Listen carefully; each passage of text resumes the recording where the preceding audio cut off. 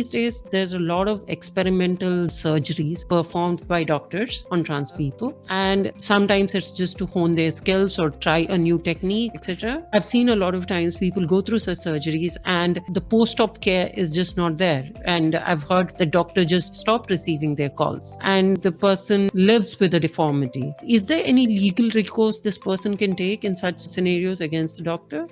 Yes, absolutely. So as they can always opt for and file a case for medical negligence before the courts, they can also claim for compensation before the Consumer Protection Act and also even file a complaint under the Transgender Protection Act. So they do have every avenue to go and complain for any kind of negligence that's been taken by the doctors. And they can also prefer a police complaint. They can also prefer a complaint before the Consumer Forums Act, because the Consumer Protection Act covers medical professionals as well. And if the service is deficient, in this case, if the surgery is not proper and they have had severe side effects, or like you said, they live with deformity, they can always go forward and file a claim. And can Trans Law Cell help them with such issues? Yes, absolutely. Like I have said before, we do offer any kind of legal service, which may even include filing cases before courts, filing claims before consumer protection forums. So yes, absolutely. So usually during this experimental or skill honing surgeries, there's also some consent form that is taken from the patient that the doctor is not responsible for anything that can go wrong. What about the validity of such consent or signatures that are taken? They be of any problem? So ultimately that consent form is like a disclaimer that the doctor is trying to tell the patient, okay, this might happen. But for you to claim any kind of negligence or claim any kind of compensation, or you to